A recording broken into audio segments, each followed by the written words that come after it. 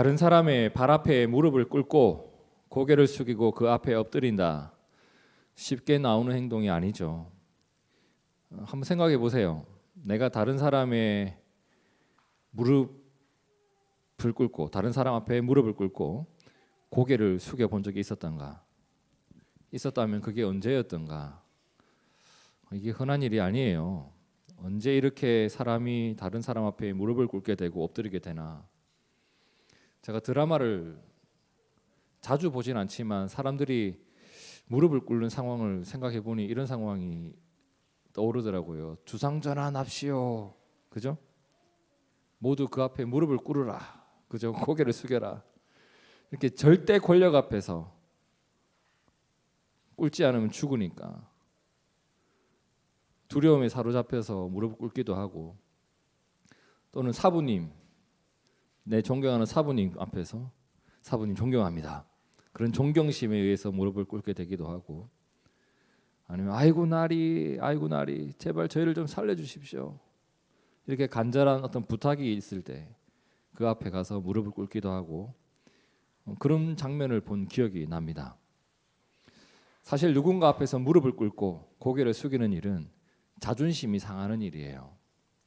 그런데 자존심을 내세울 수 없는 상황이거나 자존심이 상하는 것쯤이야 그게 문제될 게 있겠어, 그런 것이 문제되지 않는 상황을 만났을 때, 내 자존심보다 더 큰 무언가가 있을 때 이러한 행동이 나오게 돼요.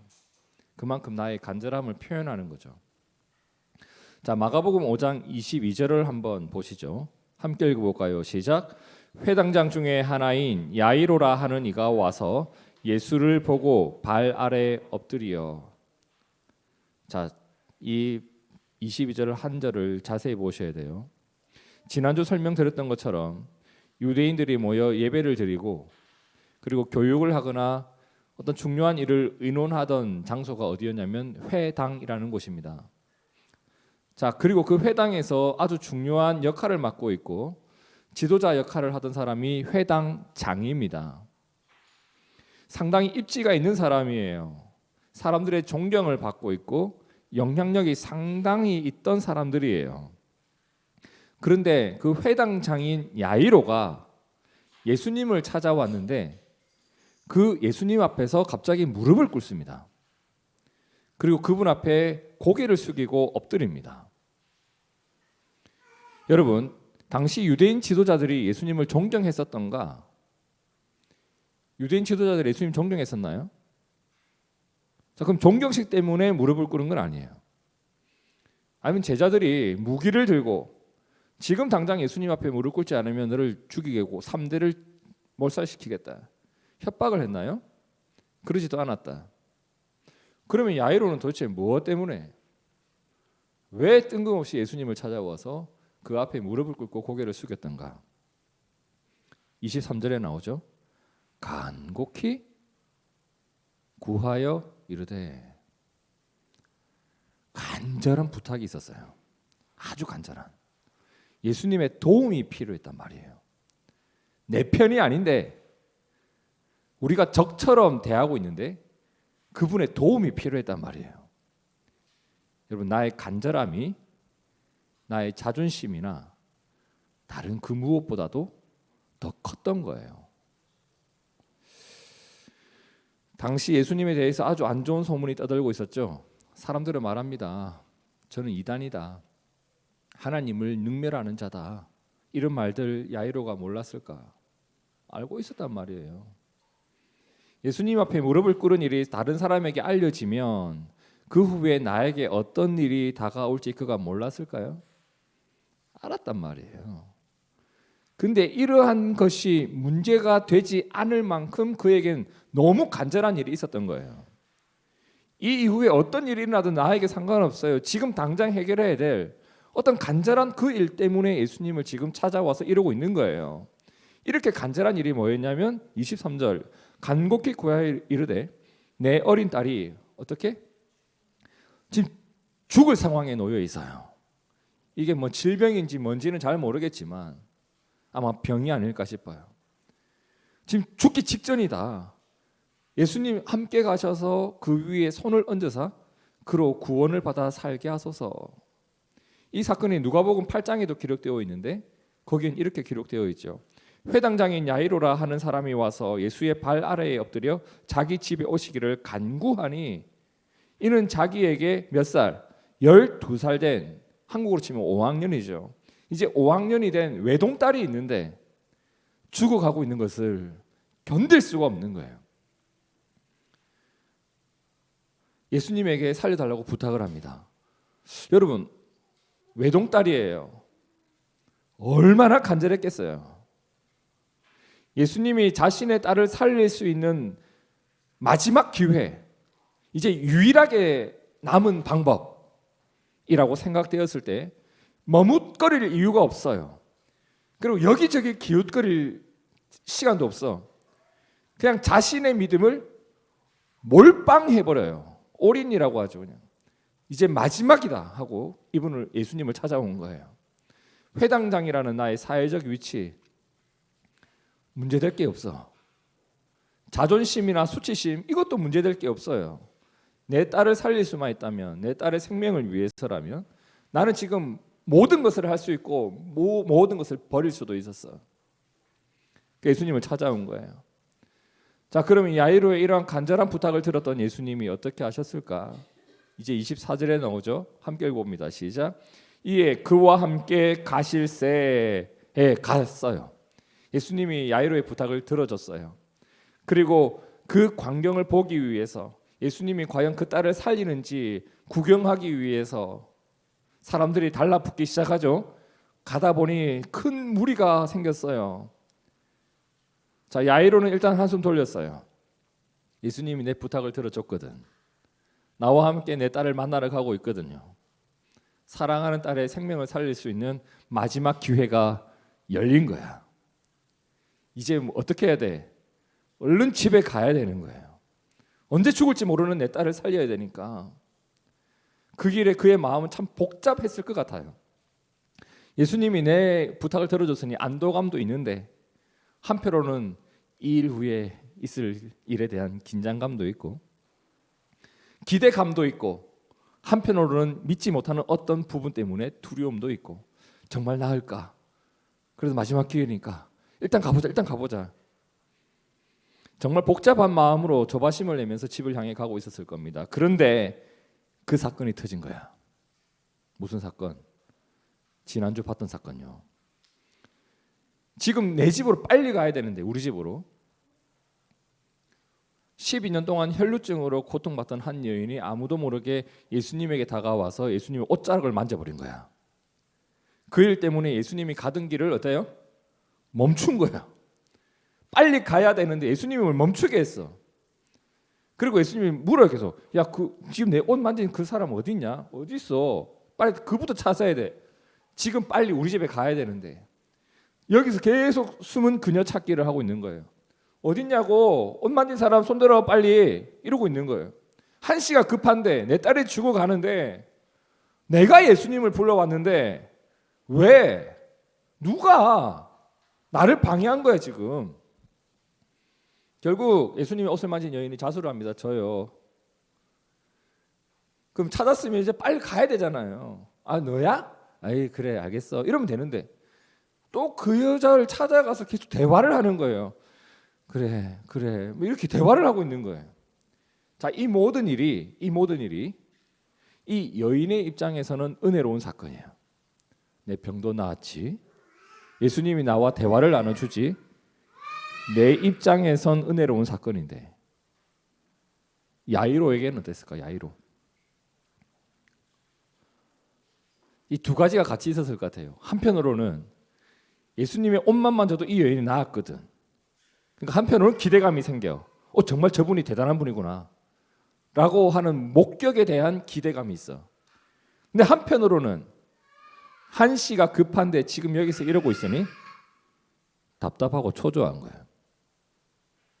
아무튼 그의 간절한 바람은 지금도 분명해. 어떻게?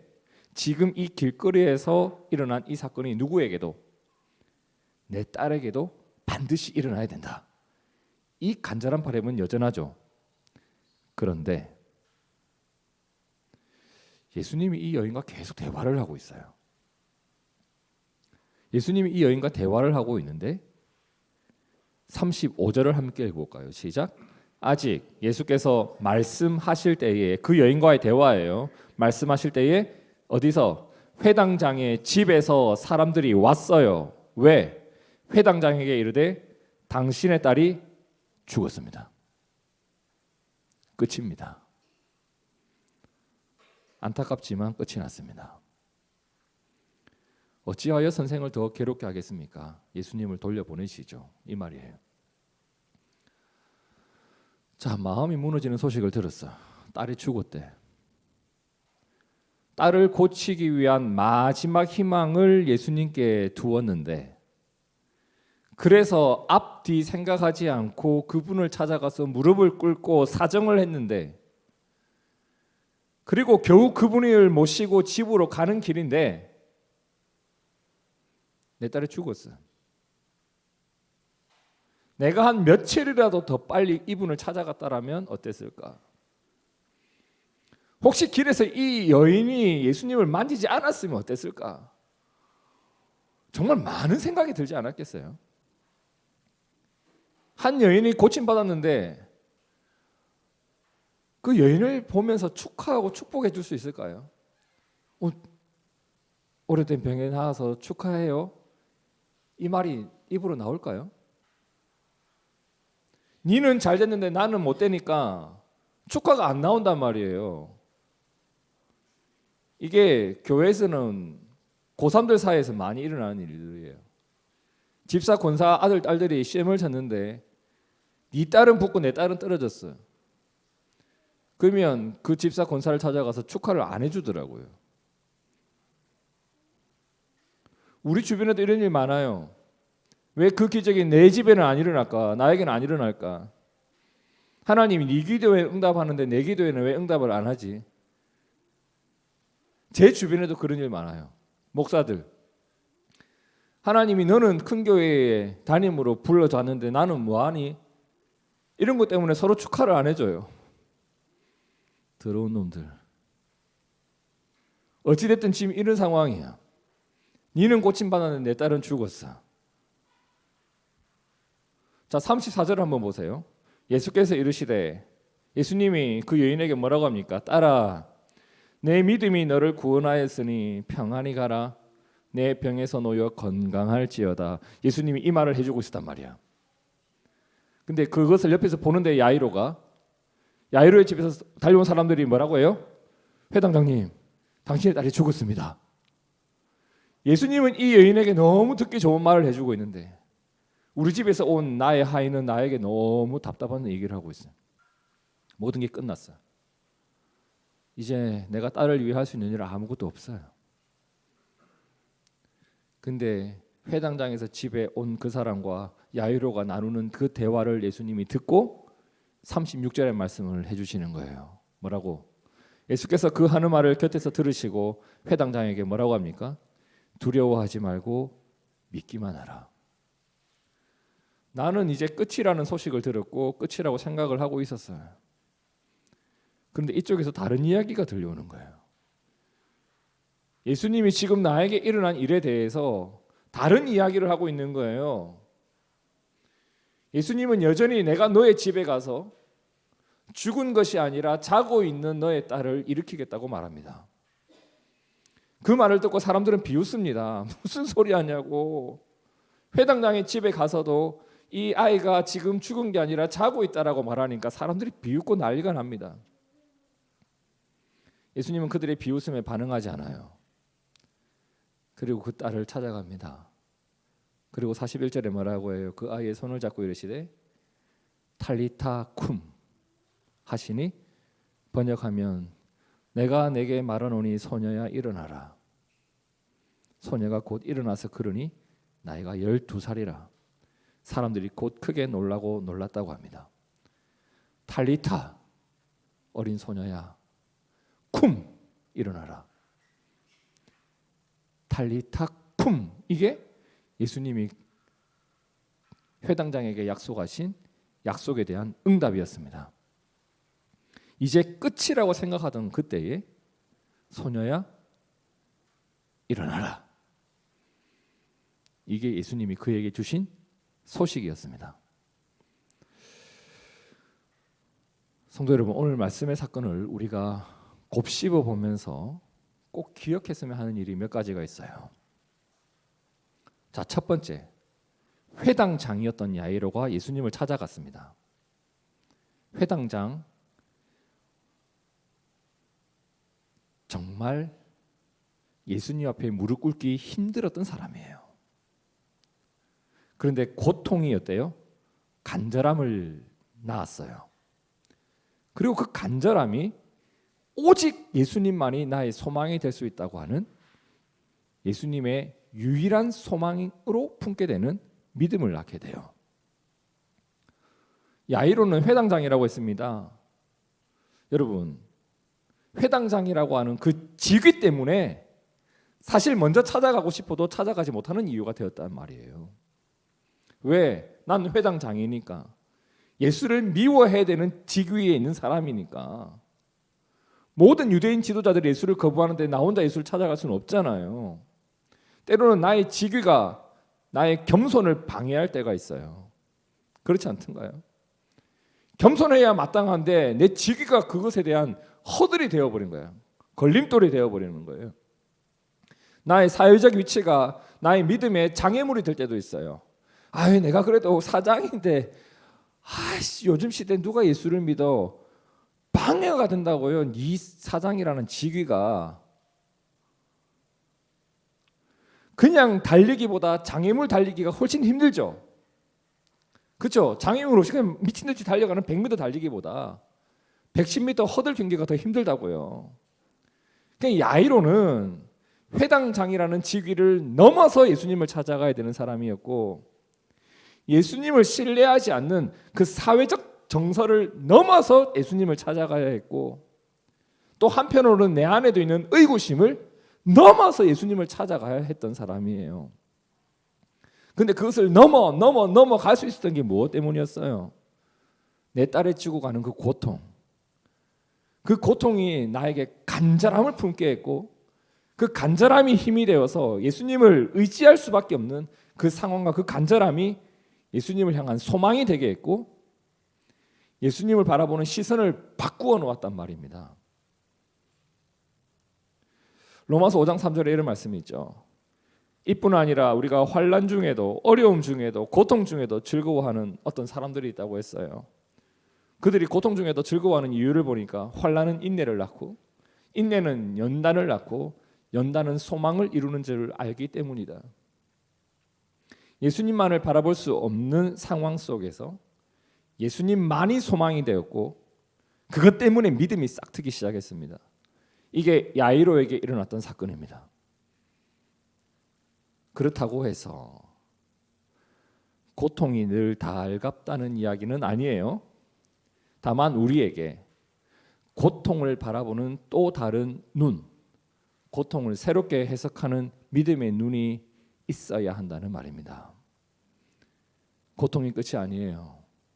그 고통 때문에 나에게 일어나는 일이 있어요. 간절함에 대해서 마음이 열리고, 예수님을 바라보는 눈이 열리고, 그 열린 눈 때문에 내딛는 믿음의 발걸음이 있단 말입니다. 그게 복음이에요. 그 무엇이 나를 발걸음을 바꾸어 놓겠어요? 그 무엇이 내 인생을 바꾸어 놓겠어요? 그렇게 고집이 센 나인데, 그렇게 돈을 사랑하는 나인데 무엇이 나를 바꾸어 놓을 수 있겠어요? 간절함과 소망과 믿음에 대해서 눈을 뜨게 하는 그 하나님의 인도하심이 있습니다. 여러분, 오늘 우리가 어느 때나 주님을 향한 간절함과 주님이 나의 소망 되심을 믿는 믿음이 있기를 진심으로 축복합니다. 둘째로 우리가 오늘 말씀에서 보게 되는 것, 나의 상황으로 인해서, 내 상황으로 인해서 이웃을 미워하지 않는 우리가 되어야 합니다. 자, 야이로가 힘들게 예수님을 모시고 가고 있는데 그 일 때문에 누가 복을 받아요? 혈루증으로 고생하던 여인이 내가 예수님을 데려왔는데 그 여인이 고침받았어요. 축하할 일이죠. 축복할 일이죠. 근데 야이로가 축복하기는 참 힘든 상황이에요. 왜? 내 딸이 죽었거든. 근데 그 자리에 야이로가 아니라 만일 이 여인의 부모님이 있었다면 어땠을까요? 야, 너 지금 야이로의 집에 가는 예수님을 만지면 어떡해? 이게 네 몸만 나면 다야. 이것이 참 이기적인 년. 이랬을까요? 부모님이? 그러지 않았을 거예요. 예수님 앞에 감사하고 하나님께 영광을 돌리고 딸아 고생 많았다고 축하해 줬을 거예요. 부모님이 있었다면. 내 상황이 어려우면 축하할 일을 축하하기 힘들어져요. 기쁜 일에 함께 기뻐하기 힘들어져요. 하지만 그 순간에 우리가 잊지 말아야 될 것은 그녀가 병에서 나은 것은 주님의 뜻이었다는 것. 그리고 여전히 예수님은 나와 함께 우리 집을 향해 가고 계세요. 이 말은 내가 계획한 대로 주님은 이루시지 않았지만 주님이 나에게 베푸실 은혜의 모습이 따로 있다는 말입니다. 이걸 인정해야 축하해 줄 수 있어요. 너는 합격하고 난 떨어졌어. 그래, 주님이 지금을 너의 때로 보셨고 나에겐 또 다른 때를 예비하셨을 거야. 이걸 믿어야 축하해 줄 수 있어요.